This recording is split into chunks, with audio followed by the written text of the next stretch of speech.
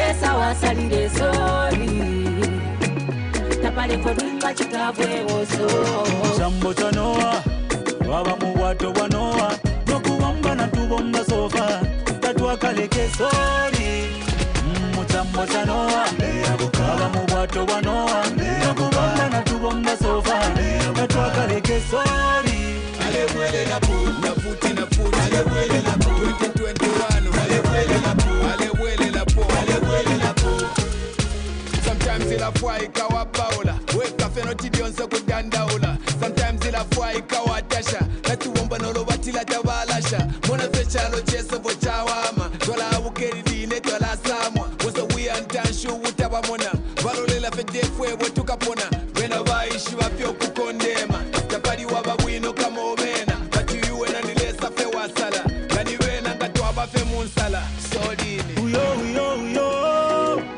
alebwele la posori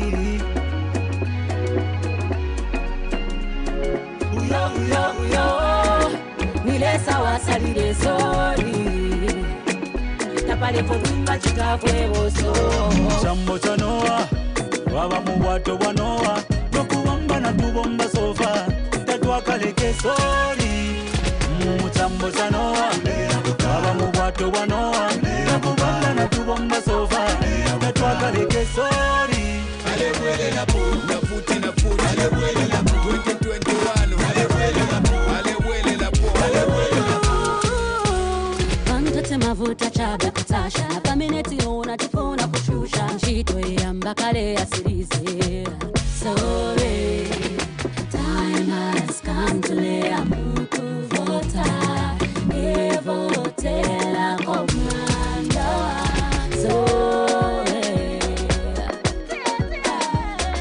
Time has come to lay a muku vota Evotela komanda Sorry Uyo uyo uyo alebwele la posori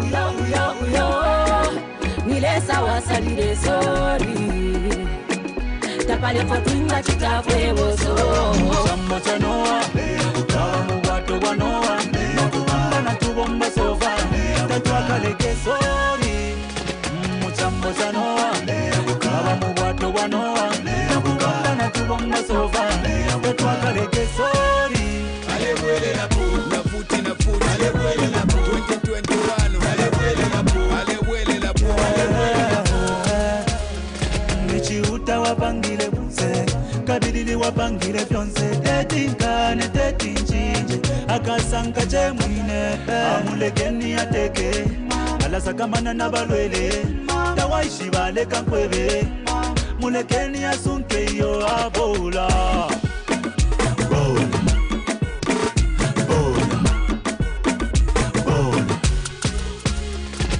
Uyo uyo uyo alebwele la posori Uyo uyo uyo nilesa wasalire sori tapale kodunga chikabwe oso Sambo chanoa baba muwato wanoa nokuwamba na tubomba sofa tatwa kaleke sori Mutambo chanoa baba muwato wanoa nokuwamba na tubomba sofa tatwa kaleke sori Alewele la pu na futi na futi alewele la pu 2021 alewele la pu alewele la pu alewele la pu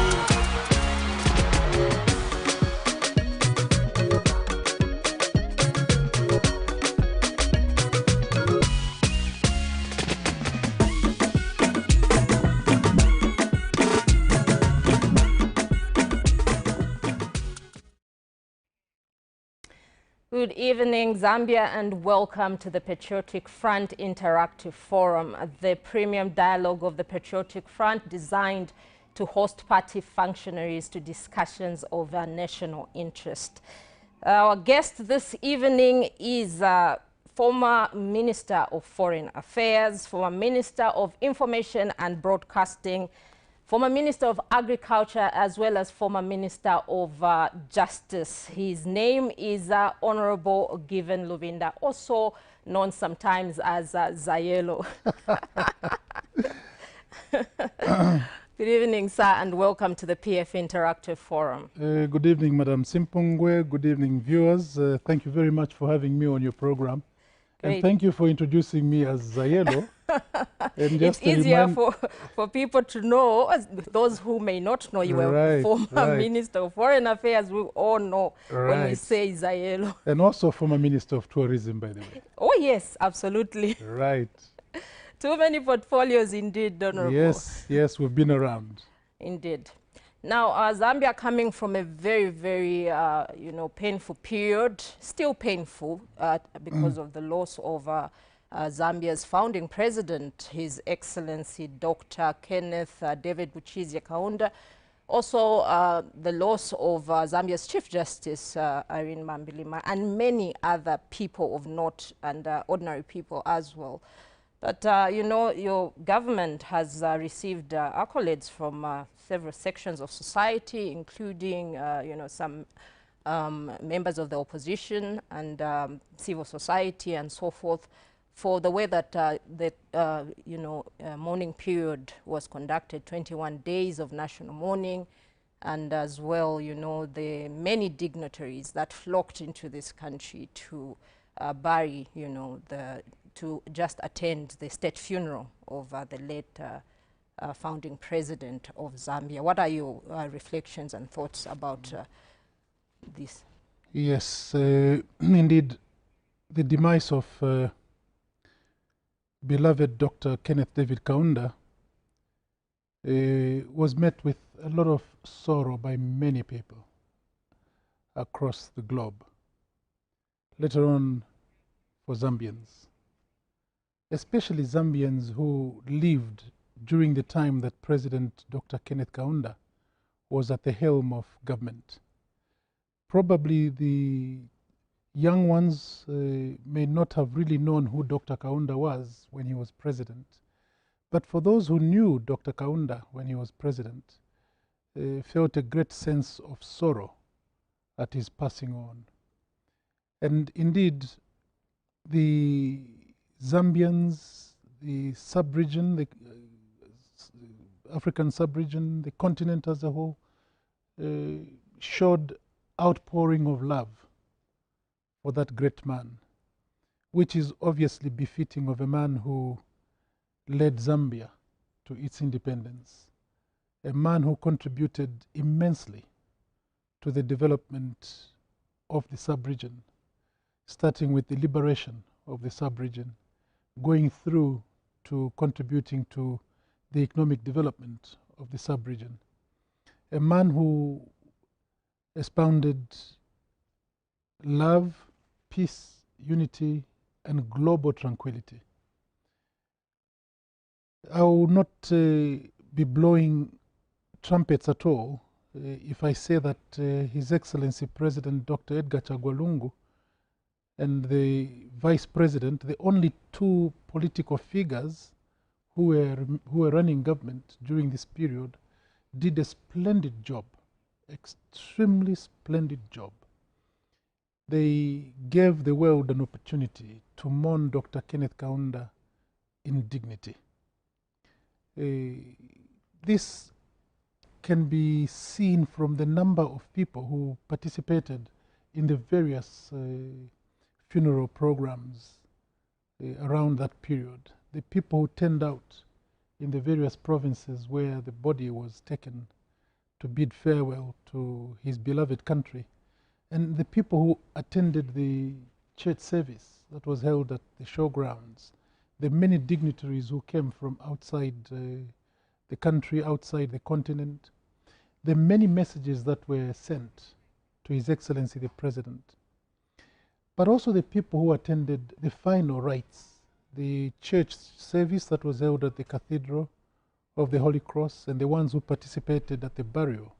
All those people just showed that the burial arrangements, the funeral arrangements for the late Dr. Kenneth Kaunda were very well organized and inspired many people to participate. You may wish to take note of the fact that even some people who previously had vowed never ever to participate in state functions, they turned up. And this is to show that, yes, number one, the program was very well organized, such that everybody felt there was a role they could play. And secondly, it showed the amount of love that people had for President Dr. Kenneth David Kaunda. What one hopes is that now that we have put the giant of African politics, the giant of African liberation to rest, that all of us who succeed him in life must emulate him, must emulate his life.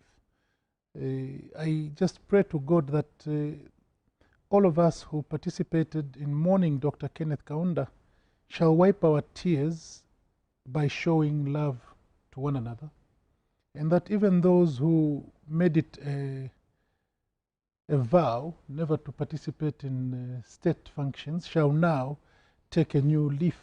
They will turn the page, a new page in the book of history, so that going forward they will also now actively participate in state functions, because Dr. Kaunda's number one mantra for Zambia was one Zambia, one nation. His main work was to unite people, and he worked hard during his life. I think that if there's anything that we should give to him is to ensure that we unite as a country. That would be the best gift to give to Dr. Kenneth Kaunda. Indeed, may the soul of late Zambia's founding president, His Excellency Dr. Kenneth Buchizya Kaunda, rest in eternal peace. Now, let me draw you to the attention of the issues being raised in this nation at this point in time, the issues of the high cost of living. What you know is your government? What is the comment on the high cost of living? Thank you. That's a very topical issue, and I think you do well to raise it. And I hope that people can understand what we talk about when we talk about the cost of living and the high cost of living in this context in Zambia. Let's first take a few steps back and ask ourselves, at what point did we start talking about the high cost of living? Was it in 2011 or 2015?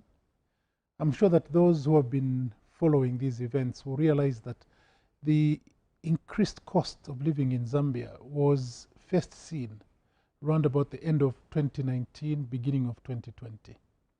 Then we have to ask ourselves, what were the precursors to this? Number one, it was the frequent droughts that we had. You may recall that from 2011 to 2020, we had a number of droughts. Droughts in some parts of the country and floods in other parts of the country. And in any agricultural economy such as ours, when you have a combination of droughts and floods, the outcome is reduced agricultural production. With that, obviously, there is increased price of commodities. But beyond that, all of us are aware of the COVID pandemic, which has ravaged the global economy. There is no country in the world that has not been affected by COVID-19. And Zambia in this context is not an island. And also people must appreciate the fact that much as President Edgar Chagwa Lungu decided, even when opposition political players were suggesting to him that he must lock the country, he decided he's not going to lock down the country. He decided to leave it open. However, you may also recall that all the neighboring countries of Zambia had a lockdown. What this meant was that the inflow of commodities was affected. Now, let's put this in context. And I want to use an example of antibiotics, because that's very important for human health. We import most of our antibiotics, and most of them come from India. Now, you may recall that the country, India itself, was terribly ravaged by COVID.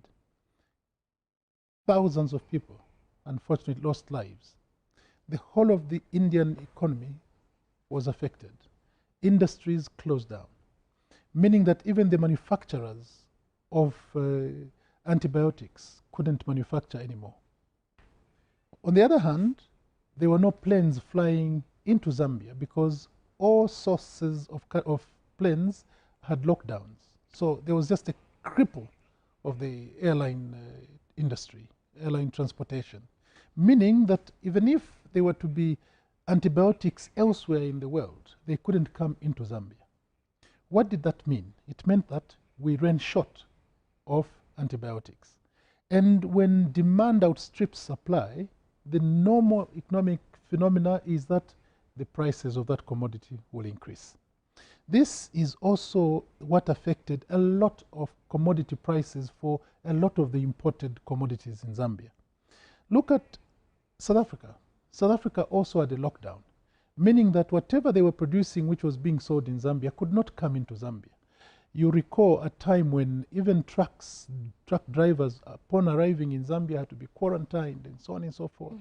That disturbed the free flow of goods into Zambia.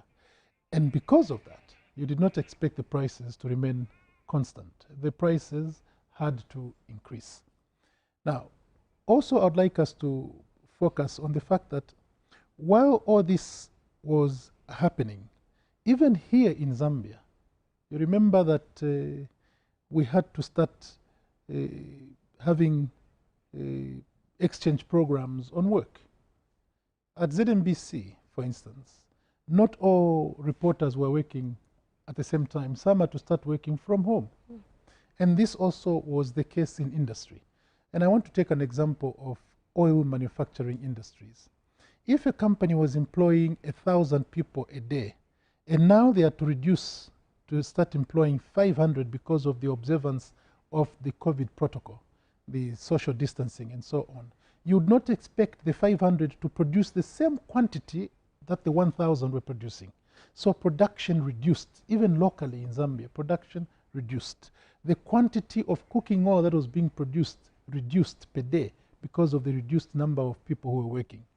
And because of that reduction, naturally, the supply on the market of the commodity was reduced, but the demand remained constant. Because of that, prices had to increase. But let's also bear in mind that this did not only affect Zambia. Not too long ago, and I'm glad that it was a private television that carried an article, a very important article about the price of fuel. Zambians know that we don't produce fuel in Zambia. We import our fuel, and most of our fuel comes through the port of Dar es Salaam and is pumped through to Indeni in Ndola.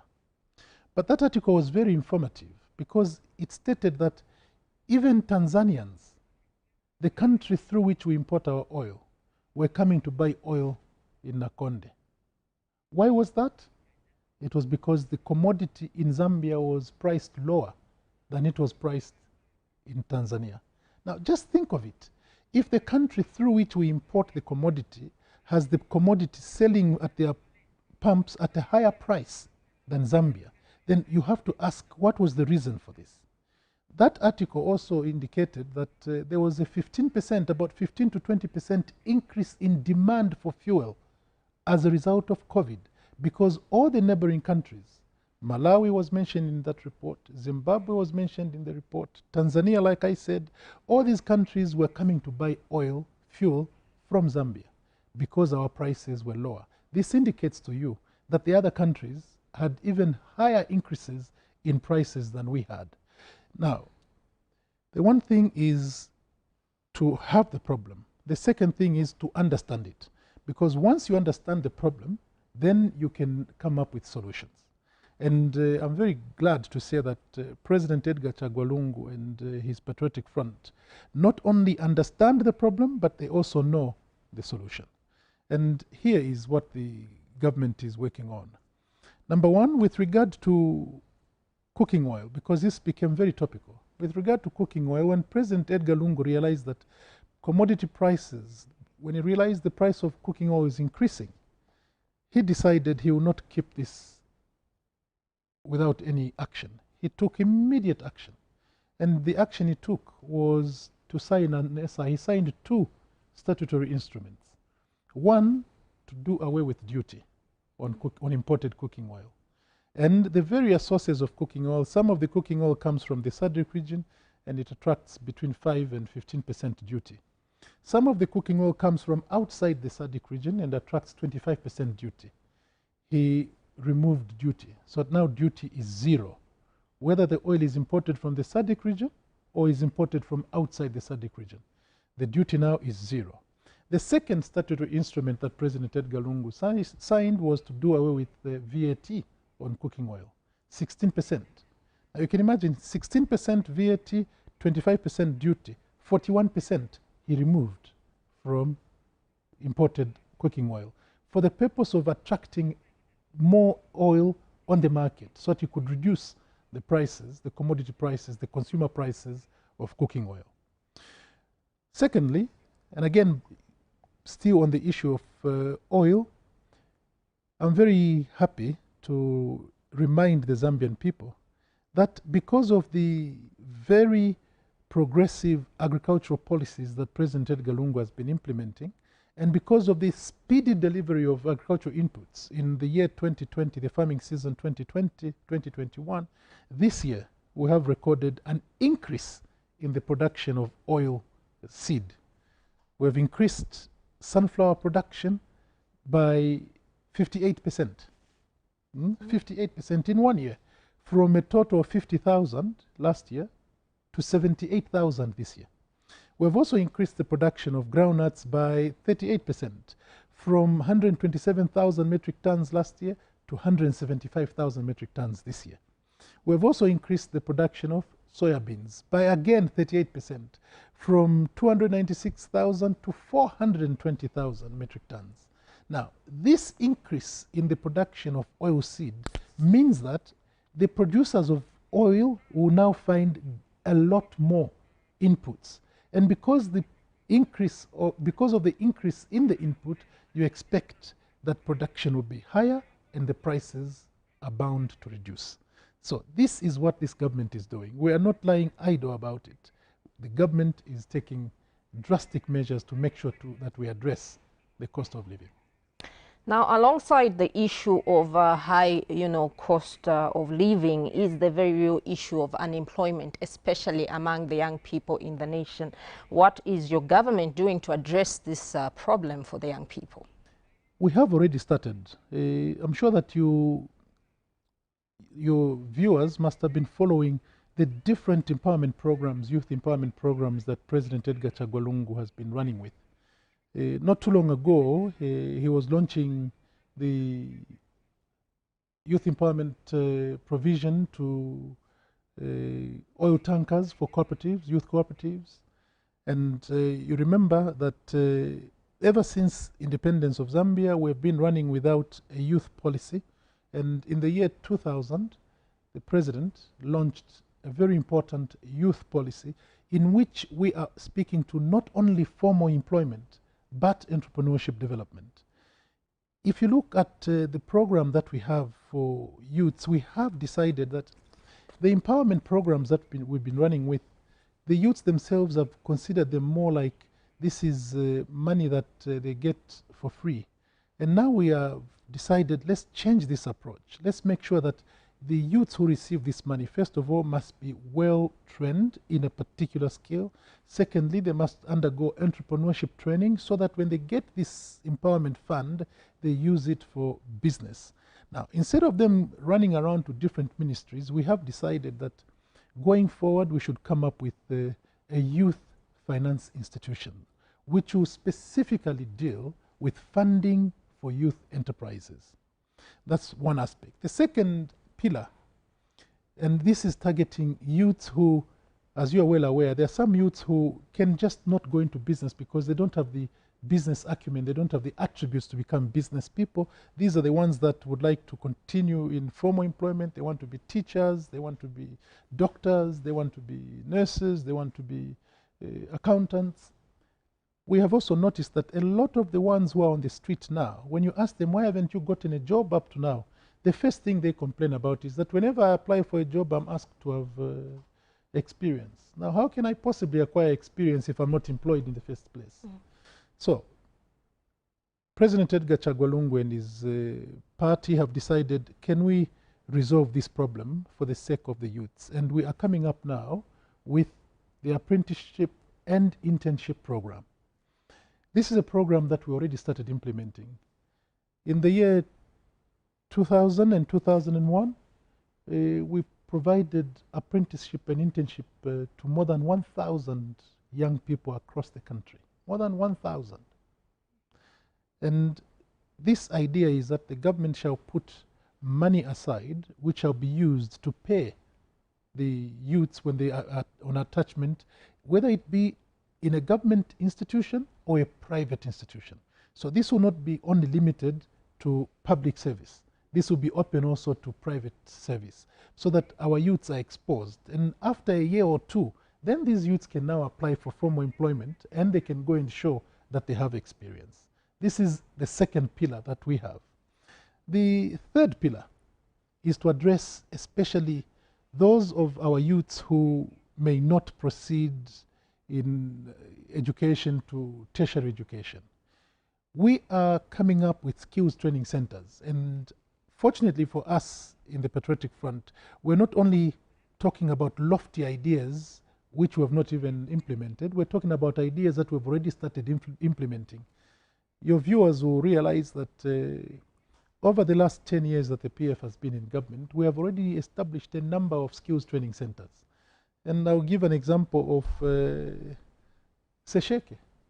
There is a huge skills training center. Actually, that skills training center in Sesheke is so elaborate that it qualifies to be a university. And this is also the case in other parts of the country. We have set up all these skills training centers, and there will be more to come, so that all those who don't qualify to go into tertiary education can be absorbed in these skills training centers so that they can be trained. When I've been traveling around campaigning for His Excellency the President and campaigning for his running mate, Professor Nkanduluo, we went to one district where the chiefs in that district were saying to us, you know, this area here is an agricultural area. We want you to build a university for agriculture. And we reminded them that actually, just in the corner of where we were sitting, there was a skills training center that was being built. And that skills training center shall not only offer mechanical skills, it shall also offer agricultural skills. Now, this is something that is very important. And I will start by discussing this issue by talking about the provision of security in the country. When we started putting up all these security cameras across the city of Lusaka, some mischievous opposition political parties were saying we're putting up these security cameras because we want to spy on them. Surely, how would we spend money to put security cameras in public to spy on the opposition political players? What for? Of what interest would it be? It would be of no interest whatsoever. Truth be told, those security cameras are being put across the city, and we're going to roll them throughout the country, starting with obviously urban centers, the cities of Zambia. That's where we'll put them first. Why do we want those security cameras? We want to put them so that people feel secure 24 hours a day. That is what is going to stimulate what we are talking about in our manifesto as encouraging or introducing a 24-hour economy. Now, let me give a practical example. If you see any road construction equipment, you will see that that equipment is complete with heavy floodlights. If you go and look at any tractor, you will see that it is complete with heavy floodlights. And yet, what have we been doing? We've been using these tractors from 8 o'clock in the morning and making them go to sleep at 17 hours. Right? Now, you start to ask yourselves, we have so much arable land in Zambia, and we have such a big market for agricultural produce, but we're only producing on such a small piece of land because we're working 8 hours a day, and yet we have equipment which can work 24 hours a day. Now, we are introducing this 24-hour economy so that there are 3 shifts in the economy. Giving the example of the tractor I was talking about, it will mean that now we don't only have 1 driver of the tractor. We now have 3 drivers. Meaning for every 1 job that we have now, we'll create 2 more jobs. Now, for who are we creating those jobs? Obviously, the youths.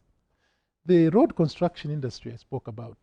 You get a company constructing roads, and they start at 8 in the morning and they close at 17 hours. They go to sleep and the equipment is locked up. When that equipment can work 24 hours. So when we introduce the 24-hour economy, it means that we now have 2 additional jobs for everyone that we have. And that is how we're going to absorb more and more of our youths into employment.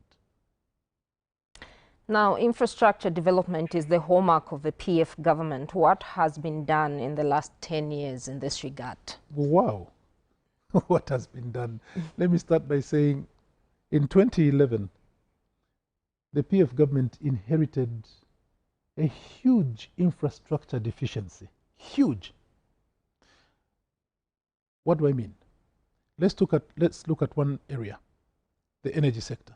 And I'm taking the energy sector because that is what propels industrialization. That's what propels the economy. Just energy. The last time that we as a country invested in the energy sector was in 1977. 1977.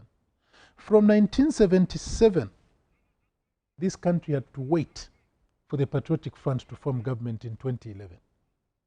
In 1977, what was the population of Zambia? Those who remember, the population of Zambia was 4 million. In 2011, what was the population of Zambia? 14 million. Meaning, the energy that we're producing meant for 4 million was now energy being struggled for by 14 million. How would you expect to develop? And I would like viewers to understand that development takes place on the backbone of infrastructure. Without infrastructure, you cannot develop at all. There is no way you can develop, not even at household level. You cannot develop if you don't have land. You cannot develop if you don't have the means with which to develop. And for a national economy, you cannot develop unless you have infrastructure that is supportive of development. And I've given you an example of energy. Move on to another area, education. How many universities did we inherit in 2011? 3 universities. CBU, UNZA, and Mulungushi. 3. These universities were built at a time when the population of Zambia, as for UNZA, when the population of Zambia was less than 3 million. CBU, when the population of Zambia was 4 million. We added Mulungushi when the population of Zambia was 8 million. When we inherited government in 2011, how many Zambians were there? 14 million. And then you are talking about development. How do you develop unless you have skilled manpower? How do you develop? You can't develop unless you have skilled manpower. We were now already talking about unemployment. How do you employ youths unless they have some kind of skill? This PF government, President Edgar Chagwa Lungu, decided we cannot continue like this. What did he do? Between 2011 and now, we have increased the number of universities from 3 to 8. Back to energy, I didn't complete that part. From 1977, we came and started investing in energy generation in Zambia. From 1,600 megawatts, we now have 2,800 megawatts. Look at the health sector. We had 1 university teaching hospital. When was it built? In the 60s. What was the population of Zambia in the 60s? 3 million. And we were hoping that we can continue to receive medical attention at this one hospital, which was meant for 3 million, and now we're 18 million. It doesn't make sense. Look at what we invested now in the health sector. We now have a brand new Levi Mwanawasa teaching hospital. Look at the bed capacity of that hospital. Look at all the hospitals that we've rolled out of the country. Look at Petaoke Hospital. Look at Request Muntanga Hospital in Kalomo. Go to the Copper Belt and see the beautiful hospitals we've built. And we've also put up health centers across the country.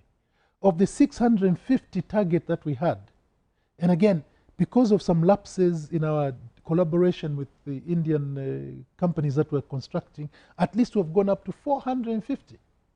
Can you imagine 450 health centers built in a period of 10 years? It's unprecedented. Unprecedented. Move to the road infrastructure.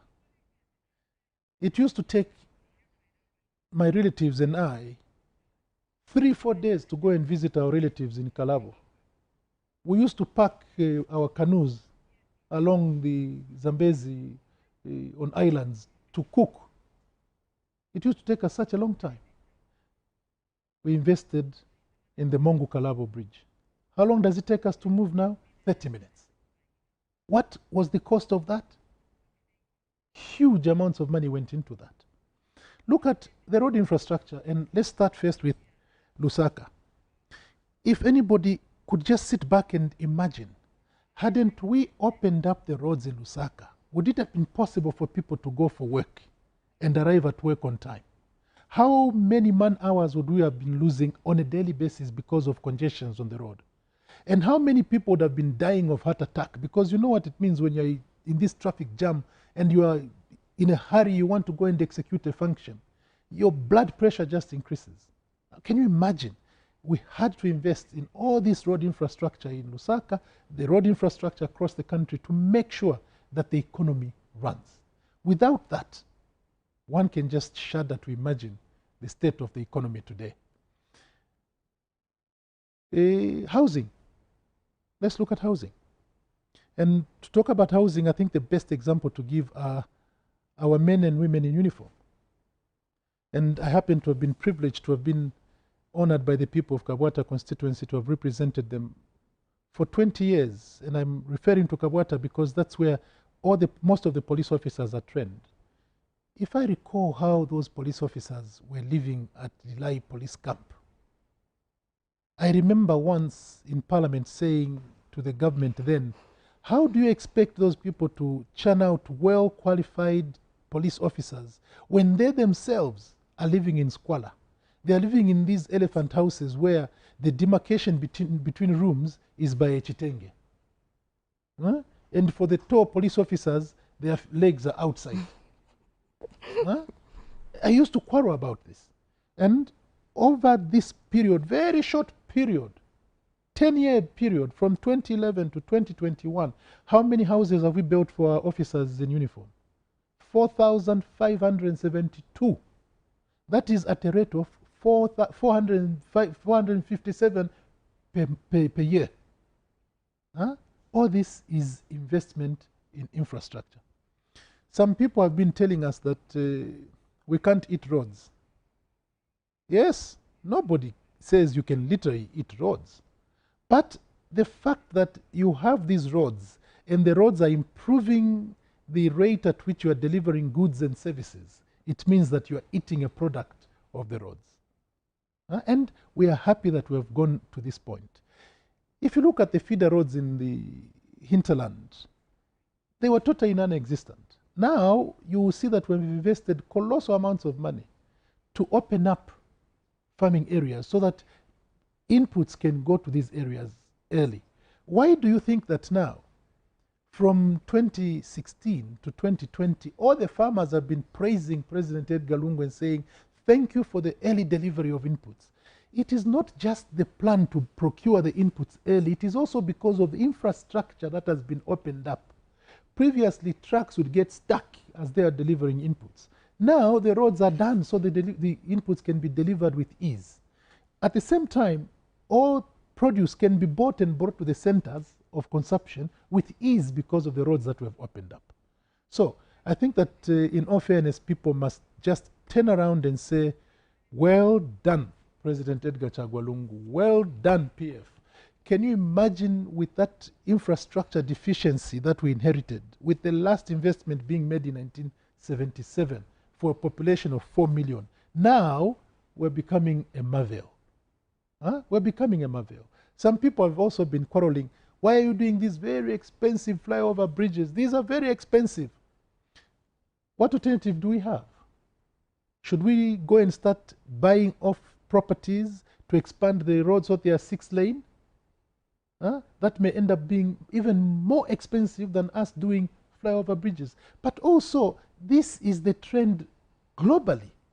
There is no modern city you go to which doesn't have flyover bridges. As a matter of fact, we should be encouraging PF government, we should be encouraging President Edgar Lungu to do more and better flyover roads. Not only bridges, but roads, so that a person can drive all the way from airport turnoff.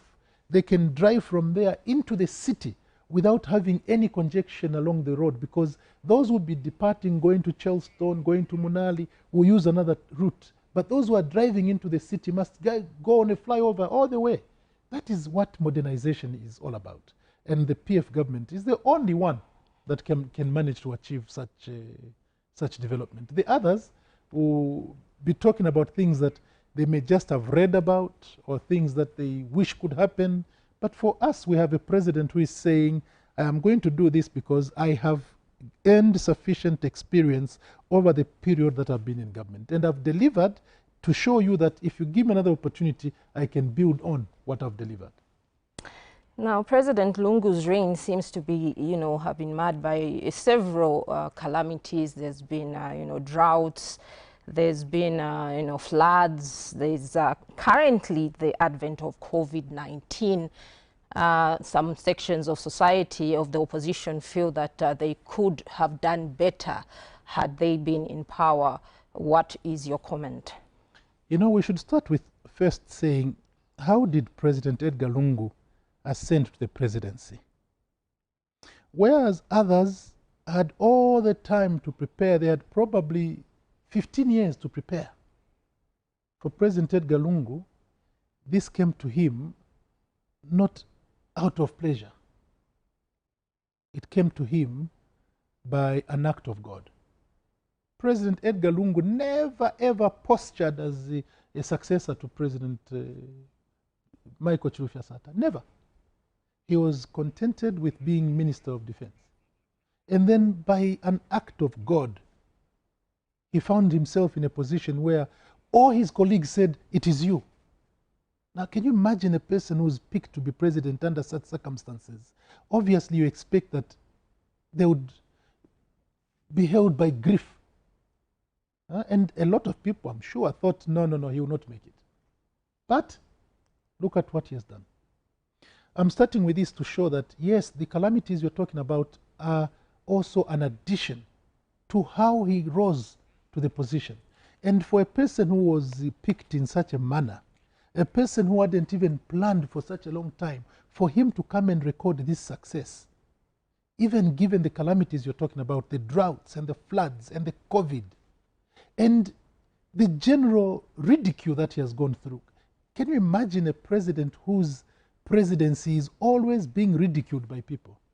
A given section of the political players are always ridiculing him and so on. And while they are doing that, he is being so focused on one thing and one thing only: providing true patriotic leadership, which inspires development for the Zambian people. That has been his focus. And this is the reason why he has recorded all the achievements that he has done. This has to be borne in mind. And which president in Zambia has had so many court challenges, challenge after challenge? It's only him. No other president has had to go through all these court petition after petition. A lot of people would break. You'd break their back with this. But for him, because he is resolute and he knows what he is meant to do, he's so focused. And this is the reason why he never turns from his focal point. He's always focused on delivering. So indeed, under these difficult circumstances, President Edgar Lungu has performed better than many would have performed. Now, let us, as we are about to conclude, let us weigh in on the, PF candidate, His Excellency Dr. Edgar Chagwa Lungu, and his running mate. Could you just give us their individual strengths? What exactly are they bringing to the table, and why should Zambia re-elect President Lungu and bring in his running mate? I don't think you could have any better combination than the two. And I'm saying this as a person who has not only worked with them, but has known them as individuals for a long time. And I've known both of them even before having political office. I've known President Edgar Lungu as a lawyer. I've known him for ages. I've also known Professor Nkanduluo for ages. And I can tell you that the combination is what I refer to as dynamic combination. This is just dynamite. Dynamite because they complement each other so very well. With due respect to my mother, and she really is my mother, Princess, she is Princess, and many people don't know that. She is Princess Mukwai Inongewina. With due respect to her, she has held the party together. She has held all of us together. She has also been motherly to the whole country. Now, that in relation to President Edgar Lungu gave the two of them some kind of, what's the word for it, soft leadership, if you like. Both. President Edgar Lungu is such a patient man, extremely patient. And Madame Inongewina, Vice President, also very patient and very tolerant. That combination, I have to say to you, may to some extent have led to some people in the system being laxed. Because both President and Vice President were very patient, very relaxed people and very accommodating, and they always made sure if there's something they want to find out from you, they give you the rope. And excellent leadership, very accommodating leadership. Now, with Madame Inongewina paving way, as she has done, and now enter Nkanduluo. Things are bound to be different.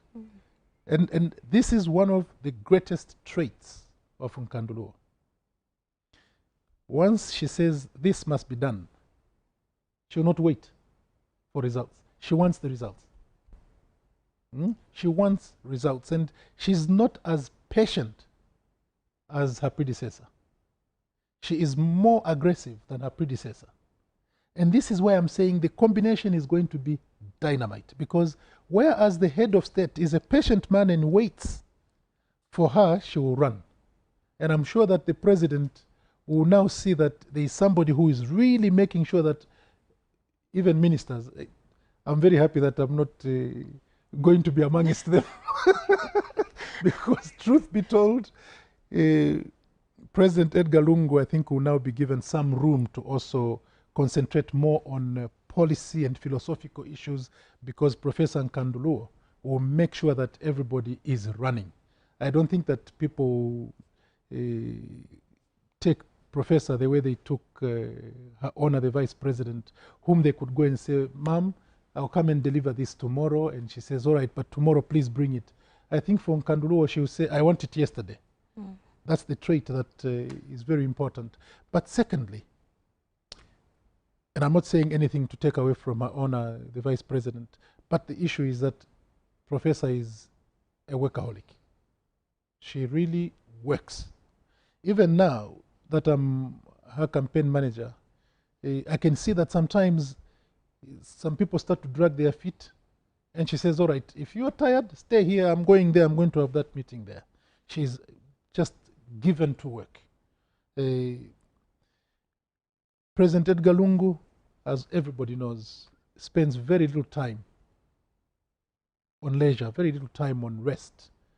But this dynamite is extremely important for Zambia, extremely crucial.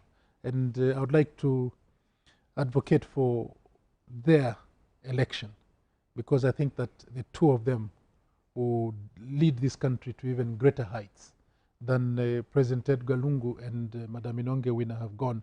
The two will now build onto where these other two have left.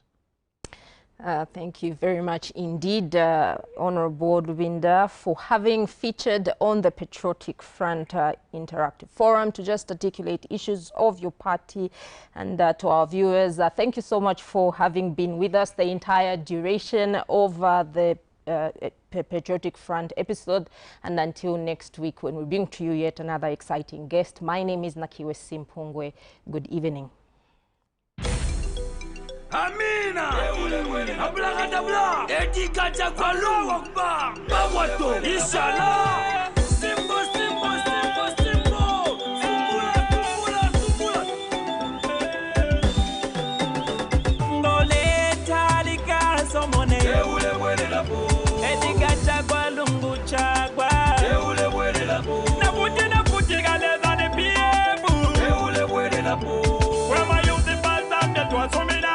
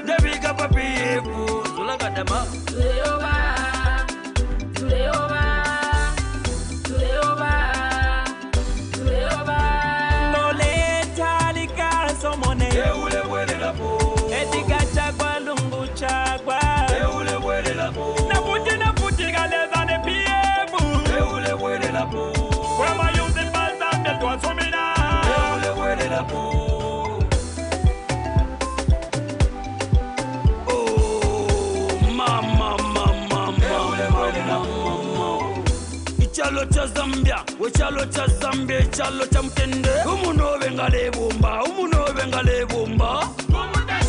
Ipatala imisebo na maskulu. Women empowerment, youth empowerment, development ya chalo. No buyantanshi wa Zambia. Tena yo chagwa. Ngole talika somone. Eule wele la bo. Edika chagwa lungu chagwa. Eule wele la bo. Naputi galeza de piebu. Eule wele la bo. Wema yuze balsam de tuasomina. Eule wele la bo.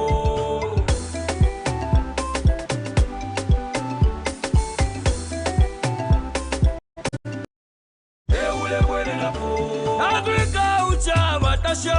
Eule wele la bo. Istani yose balumba. Eule wele la bo. Northern yose batonga. Eule wele la bo. Southern yose ichongedwe. It's time to show Zambia what we have done.